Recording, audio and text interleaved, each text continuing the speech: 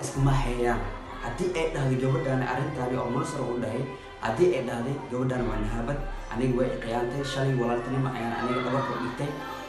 waqtigii aan soo dhumin anigoo iska weynaysiinin waqtigii aan soo dhumin ilaa waqtiga oo gabadhaan hataa aniga darteeda iyo shaqo ay jirto aniga darteeda u imaaday aniga si 3 saac subaxnimo oo gurigeeda gabadhaan shaqada gurigeeda aan u tagay waxaan wallahi oo biyo kala soo baxay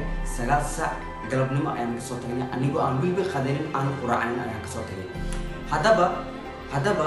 gabadhaani haddii arrintaas ay dhahday waa kada ibnay way khiyaantay haddiisan aysan dhihin gabadhaani hadalkan aysan dhihin Munasar walaal waad khaldan tahay waxaad sharafta markaasi aad micnaa sharafta oo ugu dhigaysaa TV-ga iyo tabiyaha gabadha eeday oo aniga ka codsaday in ay gabadhaan muuqaal ay ka soo duubto haddaba Munasar waxaan ku sheegayaa hadalka aad dhahday fadlan ka fiirso kasoo maxaa la rabaa sheekada kasoo ka tirtir halgelina kasoo السلام عليكم ورحمة الله تعالى وبركاته لما أنتم كحرن بيتكي عمر أسكت channel وإذن سلامي مالتين هذين معناته وحن ربا إن قضبير عن كهضلو قضب كاسي أو كسابسن جبداني إذن موقتا ولا شنا أو حنوسن مقعد اللي جرى الشكر محمد محمود إيو هذا الكأوجري وريه منصر محمد وهذا وريه لماذا كفريستي لكن أو السوشيال ميديا استعماله خاب تبينه iyo waxaan rabaa inaan ka hadlo arinta Shabelle TV horta hadaan ugu soo laabto arinta gabadhaani Shukri Maxamed Maxamuud la yiraahdo aniga il soo hadashay il soo xiriirtay qoraalkeeda page-kayga ayuu ku jiraa waad arki kartiin sida hadda idin muuqataba gabadhaan way soo xiriirtay oo waxay igu tiri walaal ii caawi ma lahan qof walba message ayaan u diray qof walbana wuu igu jaajeesoya ama wuu iga tagoya ay tiri marka sidaas oogeeda ayaan aniga naxariis inay i qabatay ayaan gabadhaani si toos ah u la xiriiray haddaba waxyaabo aan isdhahnay iyo waxyaabaha si caadi ah idin tusi doonaa aan u soo laabto hadalka Munasar Maxamed waa wariye kulay wixii asiga oo u arko ayuu sheegayaa iyo waxyaabo kale oo markaasi aan asiga jeebkiisa ku jiro ayuu ka hadlaa horta sida qaabka uu hadlay oo gabadhan sawirka soo qaatay qoraalka meesha uu soo qoray horta bataatan uu qabaa qalad si khaldan ayuu soo qoray arintaasna waxay gaf ku tahay TV-ga Shabelle iyo shaqaalaha TV-ga Shabelle TV okay aniga mar Oscar ahaan waxaan hadalkan inuu soo gudbin doonaa cadeen fast one cadeentana ila daawada aniga waxaan ahay qofka isku xiray Shabelle TV oo wariyada ka codsaday in gabadhaan muuqaal ay iga duubto si bulshada ay caawin u noqoto haddaba inta aan oo maxaa la horta barnaamijka aan gudagalin hal mar ila dhageysta gabadhaani qaabka aan iyada isku helnay waatana codkayga dhageysta shukriya baa sawir soo dir si ay dadkaasna anigana igu aaminaan ma fahanti sawir soo diraba beejka ilsoo ayuu hadda ku soo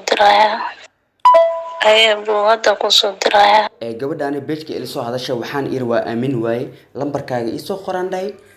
ishakada WhatsApp ilsoo hadal WhatsApp ilsoo hadashay oo waxaan iray aniga hadii la hadli lahaay sawirkaaga iyo wax ii soo dir haddaba sawirkeeda waa kana waa ii soo dirtay waa u jeedin taariikhda waxay ahayd 6 October 2021 ayay ahayd waa kaasi waa u jeedin 26 bisha October ay ahayd 2021 haddaba sawirka markay ii soo dirtay anigana waxaan ku dhahay jawaab iga sugan aan dhahay marka haddaba codkaana u diray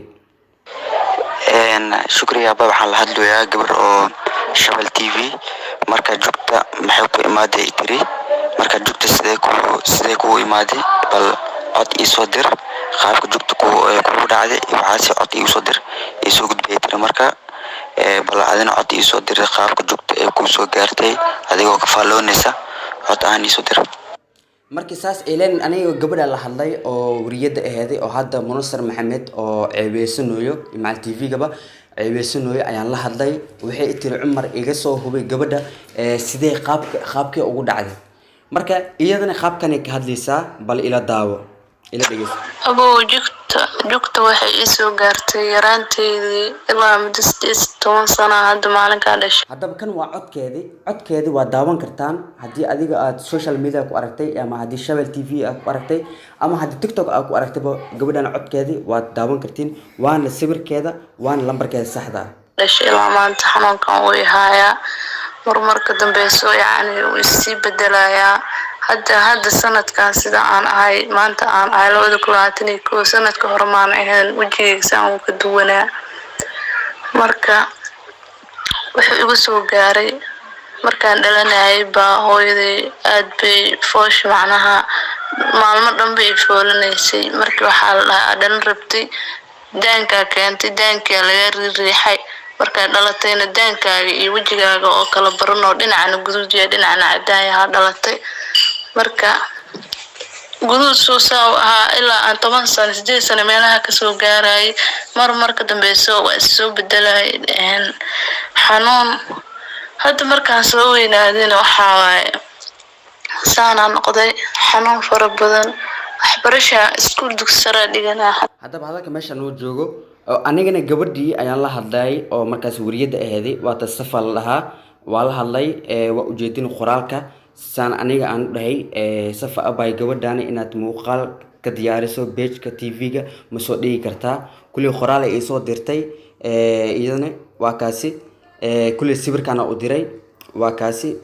gabadh waxaan dhahay hataa soo feesna u diraan dhahay soo feesna u diray waa kaasi soo feesna taa waa u diray wariyaha asigana mi soo jawaabin laakiin gabadhani oo walaasheeda ah oo Shabelle TV u shaqeysa ayaa markaasi ka soo jawaabtay baahideeda iyo baahideedaba. haddaba gabadhan qoraalkaas waatana waxay soo Abu Macan wallahi waad ii dadaashay ma aqaano abaalkaaga waxaan ku gudo insha Allah aniga okay marka xaafada wallahi holwadaag hadii qofku joogo holwadaag Shabelle way u dhowdahay hooyooyinka la soo baxayaan oo holwadaag seed kaliya ugu soo deganay holwadaaga macna anaga guriga kulana guriga walaasheedu way tiri meesha isku iimaanina marka arinta saanay aheeday waa kana marka codka walaalo ana ku soo wacay markaas marka waxay dhahday waa kana walaalkii kubi video ma soo dhigin ani ma ba arkin warka ma ka haysaa ani marka waxaan dhahay ayaga soo dhigay abay sug okay tiri lambarkeeda waa tana marka lambarkeeda oo meesha lagu soo qoray ee tiray waa tana marka lambarkeeda waa ewer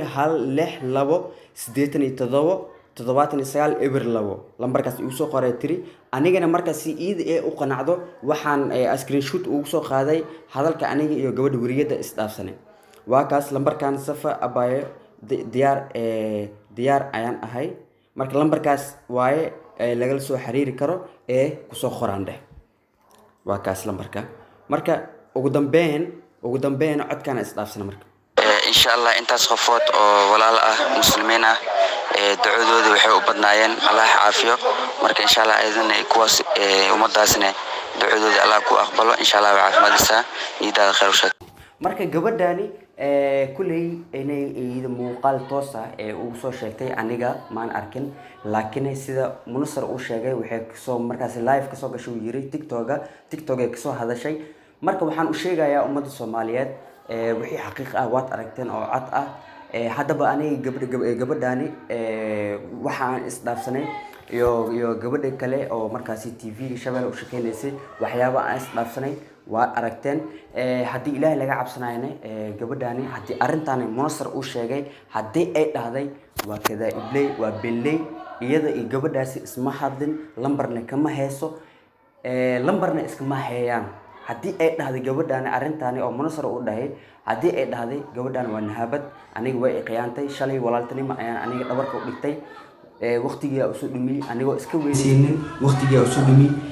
ilaa waqtiga oo gabadhan hata aniga darteeda iyo shaqo ay jirto aniga darteeda u imaaday aniga si 3 saac subaxnimo oo gurigeeda gabadhan shukrullah gurigeeda aan u tagay waxaan wallahi oo bilaad la soo baxay 9 saac galabnimo ayaan ka soo tagnay anigoo aan waliba qadeenin aan quraacanin ayaan ka soo tagay haddaba gabadhani haddii arrintaas ay dhahday waa kada iblay way khiyaantay haddiisan aysan dhihin gabadhani hadalkan aysan dhihin Munasar walaal waad khaldan tahay waxaad sharafta markaasi aad macnaha sharafta ugu dheelaysaa TV-ga iyo tabiyaha gabadha aheeday oo aniga ka codsaday in ay gabadhan muuqaal kasoo duubto